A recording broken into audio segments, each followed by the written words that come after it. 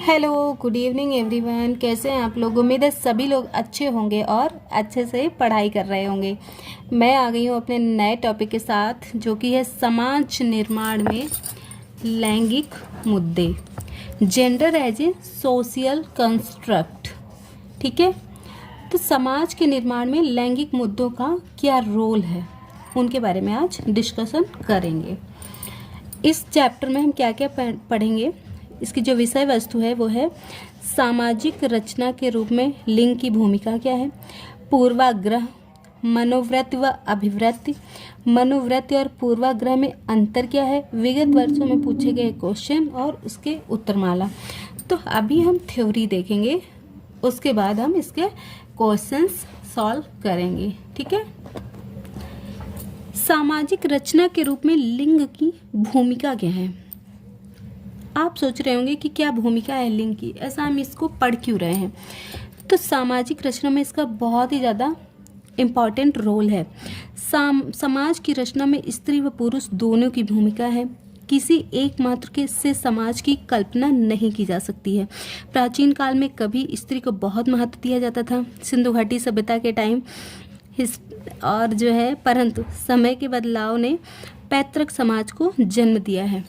इस टाइम पे अभी क्या बोलते हैं, पुरुष प्रधान देश है भारत, क्योंकि इस टाइम पे पुरुषों को ज़्यादा महत्व दिया जा रहा है। स्त्री हो या पुरुष, दोनों में शारीरिक भिन्नताएं तो हैं, परंतु श्रेष्ठता की कल्पना महज एक भ्रम है। ठीक है, एक भ्रम है। क्यों? क्योंकि पुरुष और महिला दोनों ही बराबर हो सकते हैं। महिला भी पुरुष से ज़्यादा श्रेष्ठ हो सकती है और पुरुष भी महिला से ज़्यादा श्रेष्ठ हो सकता है। तो ये शारीरिक भिन्नता है, लेकिन श्रेष्ठता ये नहीं है आप कह सकते हो कि वो पुरुष है इसलिए ज़्यादा श्रेष्ठ होगा, ये महिला है ज़्यादा श्रेष्ठ होगी। ठीक है, तो ये एक भ्रम है। आज बदली परिस्थितियों में महिलाएं भी हर क्षेत्र में अपना नाम कर रही हैं तथा कई क्षेत्रों में पुरुषों से काफ़ी आगे भी निकल चुकी हैं।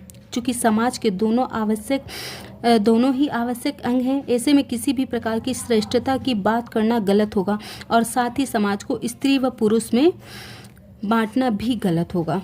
ठीक है, कभी धर्म, कभी जाति, कभी नस्ल, आखिर हम लोग कब तक बांटते रहेंगे। तो ये जो हमारा है, मेन चीज़ यही है, इतना ही है कि समाज में जो कंस्ट्रक्ट हैं, जो भिन्नताएं बनाई गई हैं, वो लोगों ने ही बनाई हैं। ठीक है, तो यहाँ पे अब हम देखेंगे कि पूर्वाग्रह क्या होता है। पूर्वाग्रह बिना किसी तथ्य के या तार्किक आधार के किसी के प्रति धारणा बना लेना। मतलब क्या, लड़की और लड़का इसकी सच्चाई। अब यहाँ पे पूर्वाग्रह है कि कोई तथ्य नहीं है, कोई तर्क नहीं है, लेकिन फिर भी वो धारणा किसी के प्रति बनाए हैं। जैसे अभी आपने कई बार सुना होगा कि लड़के क्रिकेट ज़्यादा अच्छा खेलते हैं, लड़कियां उतना अच्छा नहीं खेल पाती। तो ये पूर्वाग्रह है। ये मतलब जो, और ये भी एक कई बार कहा जाता है कि लड़के मैथ्स ज़्यादा लेते हैं, लड़कियां ज़्यादातर बायो लेती हैं। तो ये पूर्वाग्रह है। ये इसका कोई जो है तार्किक आधार नहीं है, ना ही इसका कोई तथ्य है, लेकिन ये पहले से ही धारणा बनाई हुई है। इसका सच्चाई से कोई लेना देना नहीं होता। यह एक तरह की मनोवृत्ति है।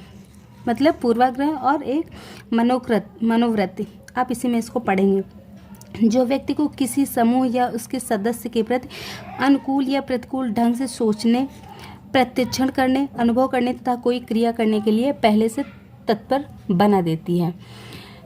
उदाहरण के लिए, लड़कियां गणित में अधिक असफल होती हैं, जो बात अभी हमने पहले कही है। या फिर यूं कहें कि लड़कियां अच्छा गाना गाती हैं लड़कों की अपेक्षा। तो ये क्या है? ये पूर्वाग्रह है या फिर मनोवृत्ति है। इंसान ने अपने मन ही मन में उसको सोच लिया है। दोनों उदाहरण पूर्वाग्रह को दर्शाते हैं। पूर्वाग्रह का संबंध पक्षपात से है। यह जाति, धर्म, लिंग, समाज, क्षेत्र आदि पर आधारित हो सकता है। तो कई बार क्वेश्चन मनोवृत्ति और पूर्वाग्रह पर आता है, तो आप इसको अच्छे से समझ लीजिए। शिक्षक को या विद्यालय प्रबंधन को किसी भी पक्षपातपूर्ण व्यवहार तथा पूर्वाग्रह से बचना चाहिए। साथ ही विद्यार्थियों को भी इनसे बचाना चाहिए। मतलब जब आप पढ़ा रहे हो क्लास में बच्चों को, तो उनमें पूर्वाग्रह का जो है डेवलपमेंट ना हो पाए, इसके लिए आपको प्रयत्न करना चाहिए। आपको बच्चों के साथ, चाहे लड़की हो लड़का, एक ही जैसा व्यवहार करना चाहिए। दोनों को यही सिखाना चाहिए कि लड़का हो या लड़की, दोनों ही जो भी काम लड़का अच्छा कर सकता है वही लड़की भी अच्छे तरीके से कर सकती है। ठीक है। पूर्वाग्रह विवेकहीन होते हैं, कोई विवेक इसमें नहीं होता है। पूर्वाग्रह अर्जित होते हैं। पूर्वाग्रह पूर्ण रूप से किसी समूह द्वारा संचालित होते हैं। पूर्वाग्रह का संबंध वास्तविकता से नहीं होते हैं।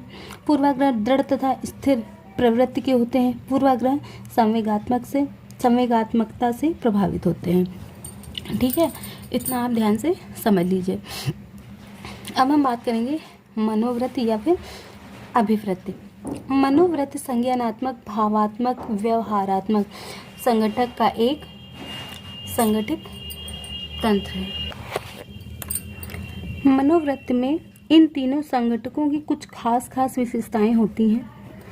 मनोवृत्ति सकारात्मक तथा नकारात्मक दोनों ही हो सकती हैं। मनोवृत्ति का संबंध किसी विषय, धारणा या विचार से होता है। मनोवृत्ति सीखी जाती है। मनोवृत्ति अपेक्षाकृत स्थायी या परिवर्तन संभव है, ऐसी होती है।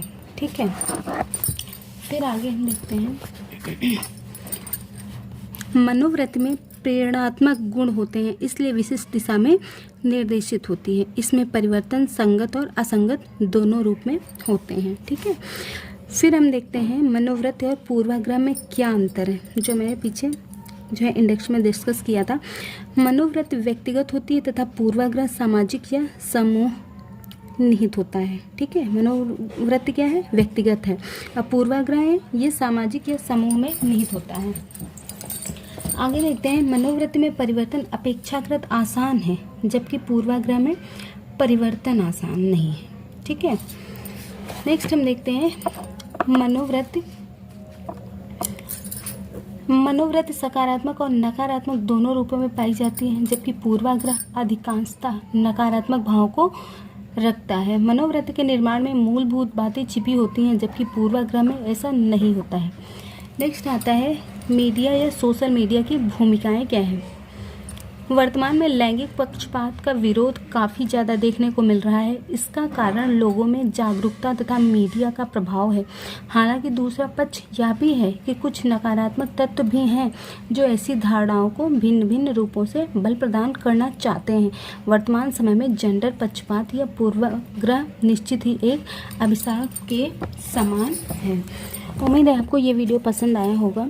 आप जो है इसको एक दो बार देख लीजिए और इसके एक एक जो है पॉइंट को अच्छे से समझ लीजिए।